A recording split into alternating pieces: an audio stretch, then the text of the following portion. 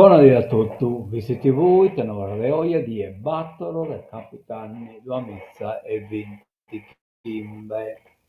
Bene, cominciamo diretto che a suo solito dare una cratera a Saida, vedete come si presenta, da questa bella idea, ecco il 30 di voi, che in questo striatura che bisogna in fondo, in cui impara niente, pare che sia nel resto, come te bacolato qualche aeroplano, e qualche nuga da che si scampianne. Ecco, io che si detto un pacchetto mezzo, un pacco del posacurso, ma comunque su quello e stai libero. Comunque sanno che in sul momento che siamo alla regionale si chiamano già abbassata da che erano quasi già sopra de Saida, mentre prima che ne impara. E dimmi ritornare alla sua Saravallo de oggi e spalazzato viene alla Sassunni che poi un po' coccolata e poi tornate a spalazzare dai Salduasi in poi, dai Salduasi di Ortaidie. 31 gradi temperatura massima e 28 gradi temperatura minima, quindi oggi è tornato un pacco del calore, siamo in dia di lluvia. Casca Napola, 30 gradi temperatura massima, 6 gradi temperatura minima, spalazzato viene a saldo alle ortaidie e poi un pacco coccolata, ma poca roba. Poi aspettare devono aspettare che mercoledì le sa chita che entra. Bene, do toccamento che questo ortaidia sa 6 e mezza, abbiamo una ragionata che Laura a Orunesu. Oh, Laura Orunesu è una dottoressa vizichesa che è in Brasile, este fissa dello chieda de Milassino e de solde Celeggio e il babbo Celeggio del Cazziollo. Sorella del Nanni, suo dottore e Battoreggio, che è studioso e scrittore, è studiato in Montemanno a Corsa Solda Carzina.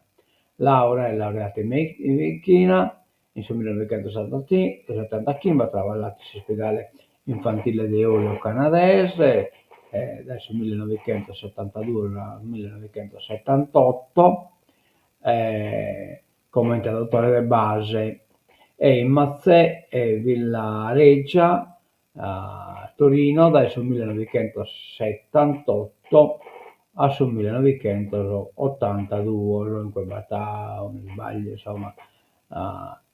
E sul 1982 è partita in Brasile come volontaria laica del SUM MLAL, Movimento Laici per l'America Latina, per lavorare il suo progetto sociosanitario Santa Rita del Cassia, questa è una ida un pacchetto polmana dei vizi, insomma, di sucale non la contare in sarraionata a chi lui questo volta è di Assa 6 e mezza, un romanzo, la vita di Laura, tra impegno professionale e missione, è preciso dell'ascoltare. In sal foto si può tenere che cosa ha proposto un po' bisogna salfare della vita sua. E comunque non manchetta, essere una ragionata che ha Chimulo, che non avesse chiesa, finché in atterue, chi appunto ha una vita da non scontare, tante cose, l'impegno che va posto Laura, aiutare la gente che ne ha bisogno, questo è veramente importante ed è ammirare. Bene, andiamo da innanzi, il toccamento che si sposta da vizi e se ne, insomma, dopo la rapina che è stata inagibile, si sono trasferite sul loro ufficio a Luvola, da casa, cioè da ore, è possibile tutto il servizio che si sposta da dei vizi, la SAERE si sposta di Luvola. Bene, Bosamento poi che non è stata spesa questa scrase e insomma non si è galvato idem, insomma, sapere. Cioè, è difficile che non si sia abbizzate, poi ormai gli schintotto che hanno qualche cosa a perdita, tocca della cliccare in dispositivo che hanno tappato qualche cosa, mi danno a toccamento, mi avvisano, mi hanno fatto una inocchia, come tai custa, insomma, che la samba avuta a inocchia. Poi siamo sempre di 7 anni, Giuseppe Cortesa Bertasa, quindi vabbè, sul programma bollapo già adesso tantar via, la bollapo a lei sporo crasa, magari intanto bosammento, chi crasa a borterie, a bere sa mostra adesso il gioiello lo del sacre, adesso miracolo, ma poi idimolo, lui dimmo dopo, mentre in un articolo sul giornale che besti scritto a proposito. E appunto colavamo direttamente sul giornale, bitti gli che svuoto donati alla Madonna esposti in una mostra curata dallo studioso Tino Basile. Sarà inaugurata domani, grazias in cammino pro chittare promessa.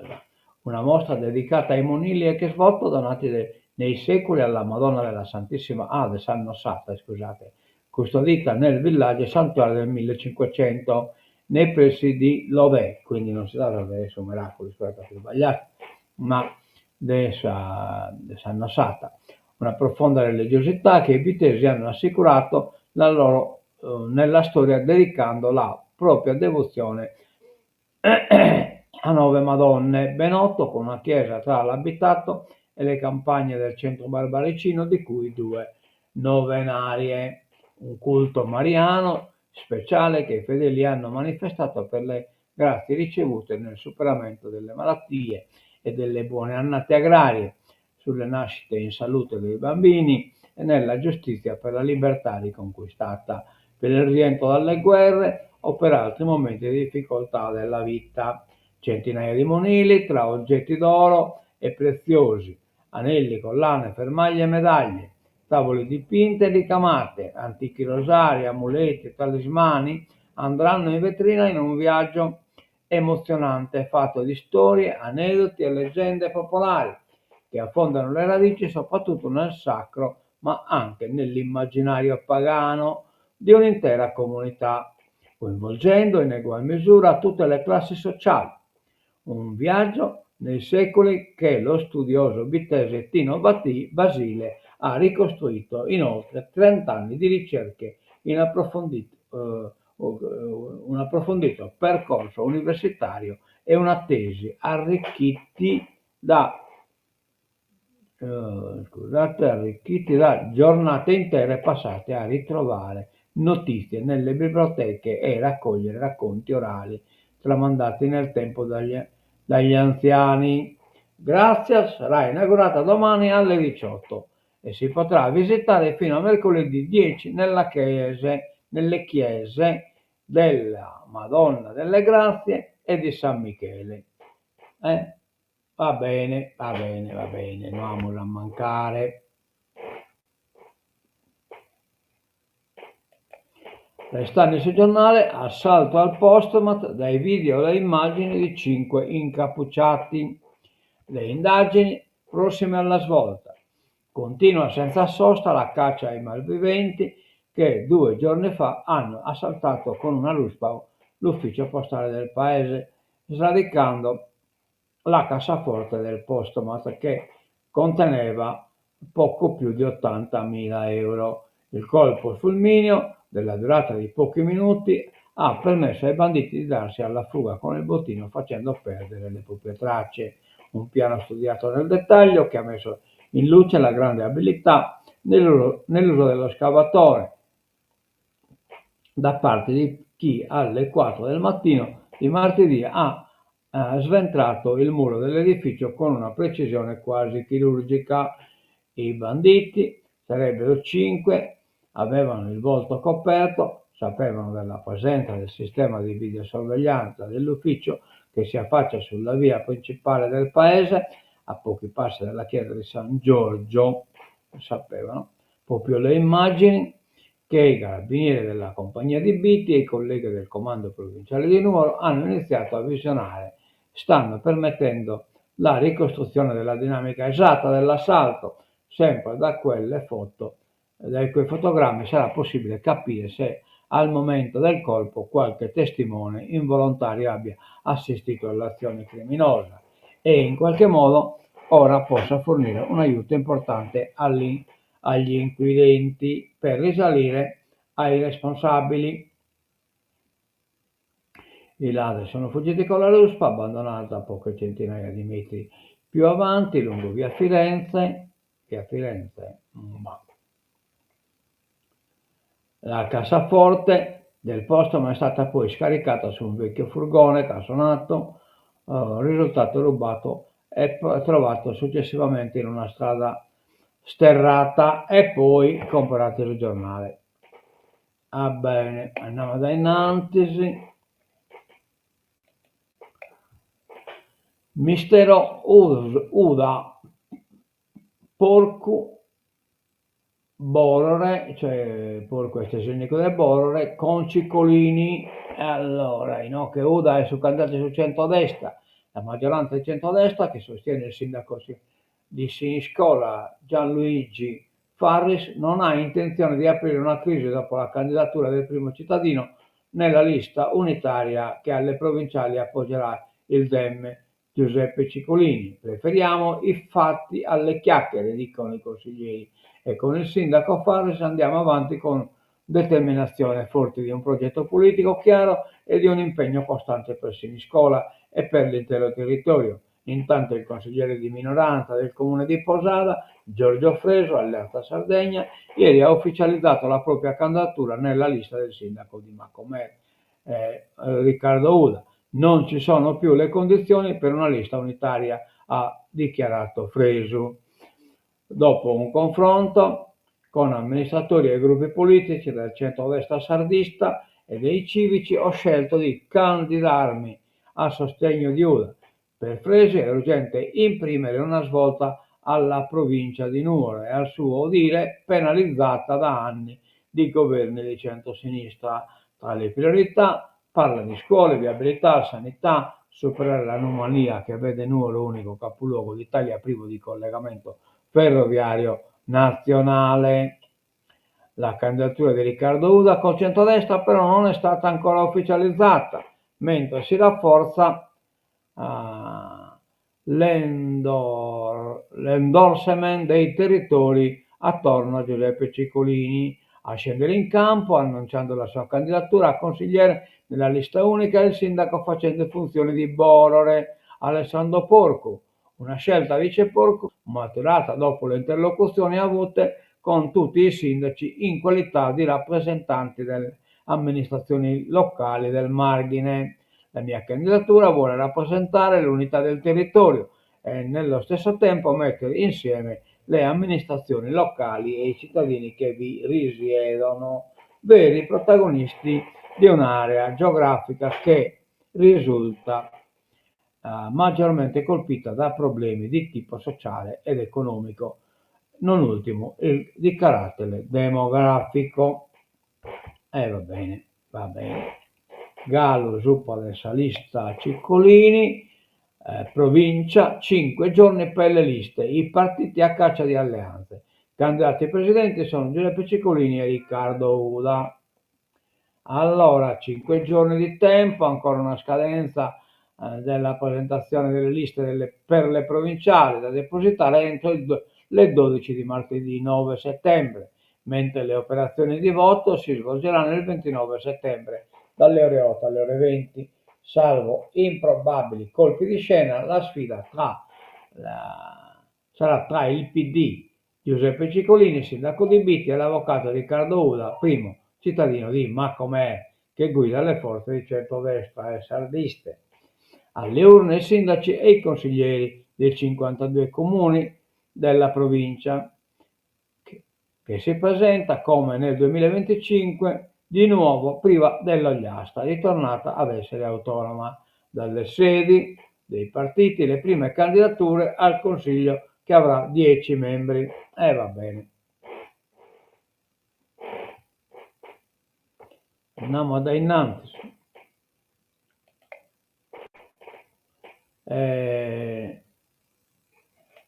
Allora, poniamo lo commento, ci diamo lui. Neurochirurgia in codice rosso, Nord Sardegna, urgenze nel caos. Il direttore Luzzi narra: le cose vanno molto male, ma resterò qua. Rapporto Gimbe, cosa che non di apparer vera, le statistiche del 2023 narrano raggiunta la sufficienza in 3 ambiti, livelli essenziali di assistenza, la Sardegna migliora. La Sardegna raggiunge appena la sufficienza sulle aree prevenzione distrettuale e ospedaliera. Insomma, migliora rispetto alla rilevazione precedente e viene promossa come al sud anche Puglia e Campania, ma è soltanto adempiente nel complesso, con un punteggio comunque ancora medio-basso. 8 regioni segnano un peggioramento, tra cui la Lombardia, mentre a raggiungere gli standard previsti, meritandosi la promozione piena, sono 13 regioni, con il Veneto in testa. Vabbè, un pacamo immediato, dai.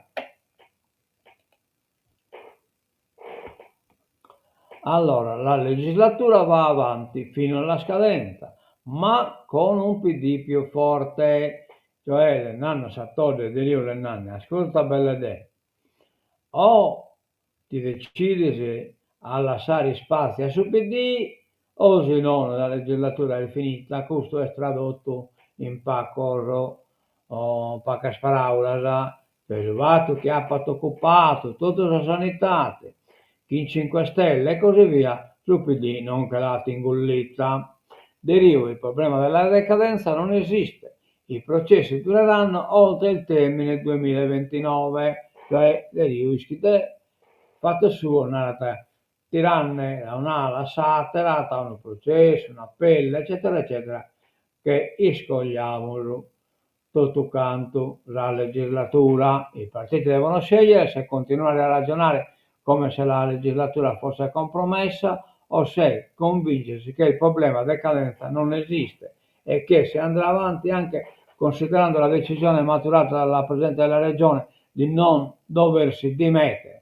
Teorico di questa situazione, a un bivio che interessa la politica, sarà sarda è Roberto De Rio, capogruppo del PD in Consiglio regionale. Che autunno sarà? Può essere di semina o di sperpero narata. Perché sperpero? Se continuiamo a comportarci come se ci fosse questa fantomatica decadenza e non ci fosse altro da fare se non una campagna elettorale a tempo indeterminato, allora nessuno dei poli produrrà proposte, il governo non governerà e l'opposizione scadrà nella più bieca propaganda. Se invece ci si convince, come lo sono io, che il progetto decadenza non c'è, il problema decadenza non c'è, ci sono maggiori responsabilità per tutti. Il governo deve governare, la maggioranza deve proporre progetti da realizzare e la minoranza deve costruire un'alternativa seria. Ma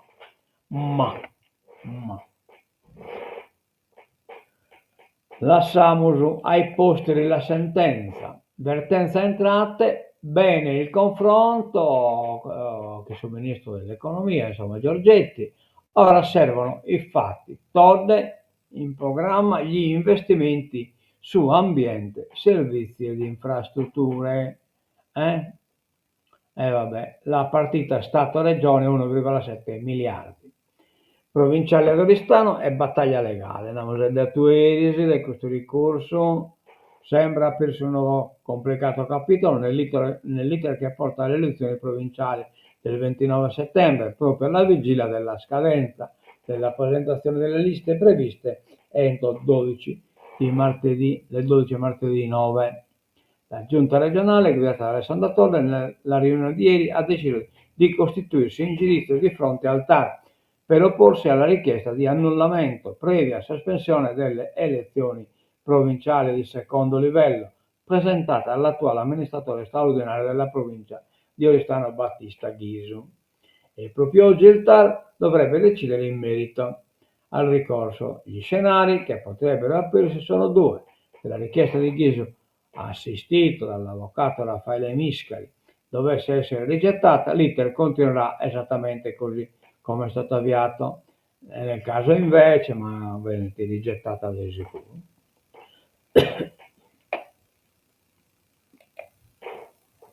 Abbattimenti, unico freno ai contagi, siamo delle dermatite. Il TAR con te provvedimenti si allinea al Consiglio di Stato. Tutto il can che è stato attuato due ordinanze e un decreto in poche ore. Il TAR della Sardegna, allineandosi ad una recente decisione del Consiglio di Stato, ha deciso che devono essere abbattuti i bovini che fanno parte di mandrie considerate focolaio di dermatite nodulare contagiosa, anche se risultano sani e sono vaccinati, vanno uccisi. Non credo che va portati di teatro.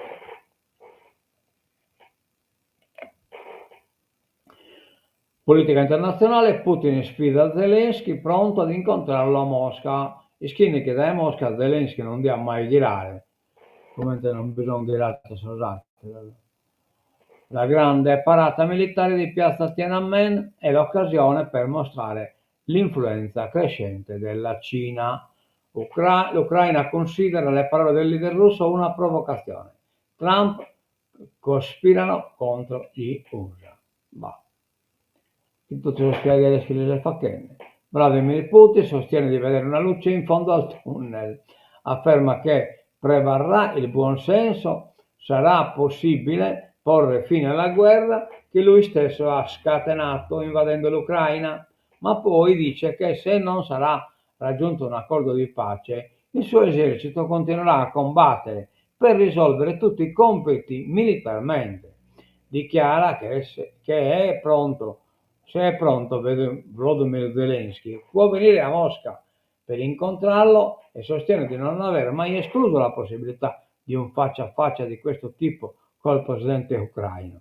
Ma allo stesso tempo si chiede se questi incontri abbiano un senso e la proposta di un vertice nella capitale russa, che Kiev ha subito bocciato definendola inaccettabile, non è esattamente un invito a discutere in una sede neutrale, ma narami tu. Oh, ma ha già vinto Putin, che in tutto lo schifoso schibatta. Non in Russia, naturalmente, in Aterue. Israele attacca i militari italiani di UNIFIL, che a quanto pare Netanyahu non ha nessuna intenzione di esibire droni sulla missione di pace in Libano dopo un periodo di tregua. Il ministro Crosetto è un atto grave e deliberato, non può trattarsi di un errore e se non questo errore nella metà Unifil comunque non ha fatto un bello nulla. Il TNI però impedire gli scontri e militarizzazione se invece Hezbollah sono cresciuto scherzo tuntunno.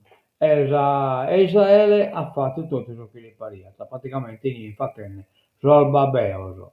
Armando Bartolazzi, i sardi non viaggeranno più per curarsi, abbatteremo le liste d'attesa del 40%. L'assessore regionale alla sanità spiega il suo progetto di riforma a lungo termine. Ma non chiuderà alcun ospedale.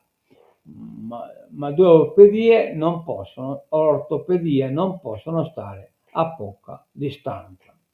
Una delle sue prime interviste è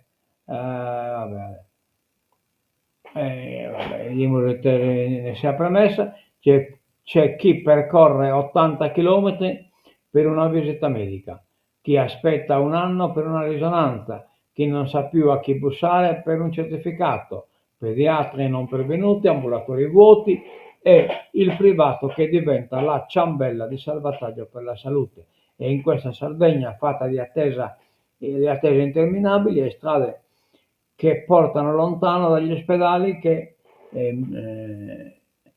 si misura in questa Sardegna che si misura la sfida di Armando Bartolazzi, assessore regionale alla sanità.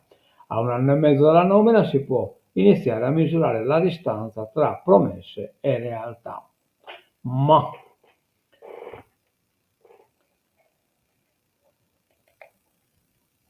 intelligenza artificiale cambierà anche le università. Antonio Mele, da Solarussa alla London School of Economics di Londra, questa rivoluzione non ha confini, dobbiamo prenderne subito atto, cioè È chiaro, in quel ragione l'intelligenza artificiale non si può firmare, tocca ne piccare atto e, e non adeguare a questa situazione. Siamo agli esordi di una rivoluzione intellettuale profonda che cambierà il nostro modo di apprendere e conoscere e i metodi di insegnamento. Antonio Mele è associato, dunque Antonio Mele è Associate Professional Lecturer in economia alla LSE London School of Economy. Nato a Solarussa, ha studiato alla Bocconi. Un attimo, anche le morimo. Alcuni di essi sono probabilmente Geremia Dittmar e Gareth Ryan. Allora, associato dunque da 6 anni alla LSE, nei giorni scorsi ha partecipato ad un seminario promosso dal Dipartimento di Scienze Economiche Aziendali dell'Università di Cagliari, promosso dal professor Alessio Moro, su intelligenza artificiale e università, raccontando la sua esperienza e disegnando gli scenari del futuro prossimo. Senza panico, sapendo però che questa strada non può essere ignorata. LSE nei suoi corsi non ha solo economia, ma anche antropologia, storia, filosofia, psicologia, matematica, eccetera, eccetera. In filosofia, ad esempio, un tipico modo di essere valutato è scrivere un saggio che spiega quello che ho capito nell'imperativo categorico di Kant. L'apprendimento è così un mix di conoscenza dell'argomento e pensiero critico, ma se all'orizzonte spunta una cosa che in 30 secoli riproduce un testo migliore di quello che lo studente medio può fare, questo è problematico. Non a caso i docenti di queste discipline hanno avuto un rigetto di questi nuovi strumenti. Ecco, in un bel problema che certo si sono intesero inadeguato e quindi bestia proposto sul rigetto. Per materie scientifiche come economia o statistica o matematica è stato diverso? All'inizio sì, abbiamo cercato di capire come integrare le due fasi, ma questo è successo lo scorso anno. Adesso è già tutto cambiato. L'unica certezza sulla IAG, appunto intelligenza artificiale, è che evolve a una velocità impressionante. Adesso noi docenti ci poniamo già altre domande. Come valutiamo, cosa valutiamo e cosa insegniamo, ripensando a molti aspetti di quello che facciamo. LSE ha ricevuto una grossa,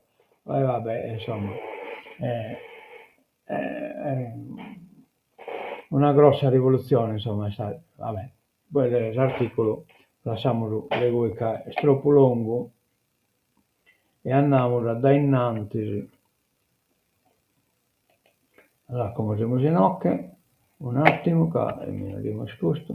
Vamos un'ultima pagina che è basata sempre, no, dopo questa questione, siti sessisti verso la maxi inchiesta. Prende forza il reato di revenge porn. E in questo dia questa intesa è dare di questa pagina web in un beh, qualcuno che pone a salmozzere, a sorere, qualcuno al mama, eccetera, eccetera, nuda, ho messo nuda, e quindi battato tutto un scandalo.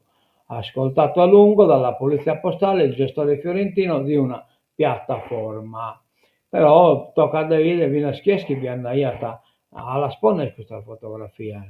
2 le inchieste in corso, i fascicoli aperti sulla piattaforma online Mia moglie e Picca EU, al centro del caso della diffusione di foto femminili all'insaputa delle persone ritratte. Le procure di Roma e di Firenze stanno procedendo in parallelo, ma non si esclude una possibile unificazione dei procedimenti, specie se si uniranno ad altri fascicoli che potrebbero aprirsi nelle procure italiane in scia con le denunce delle vittime. E va bene.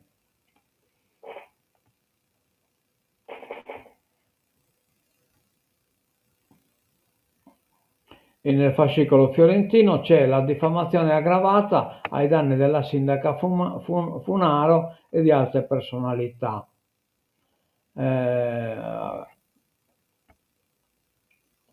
Diffamazione aggravata. Nel corso delle indagini è emerso il nome di Vittorio Vittiello, 45 anni, residente a Firenze, ma originario di Pompei, considerato uno dei possibili gestori della piattaforma Ficca.eu.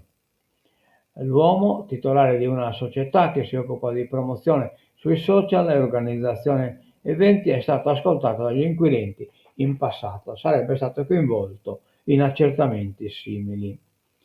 Sul sito, prima della chiusura, era stato pubblicato un lungo messaggio con cui l'amministratore spingeva le accuse di estorsione, allegando presunti screenshot di conversazioni con gli utenti. Il testo rivendicava la legalità del proprio operato, distinguendolo da valutazioni di carattere etico.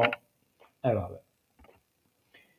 Ma tancamos esta obra de hoy, nos damos appuntamento a questo volta dia, a 6:30, può ascoltare ita nonnarata Laura Oroneso dae su Brasile. Tancamolo, chissà, sigla di tancatura.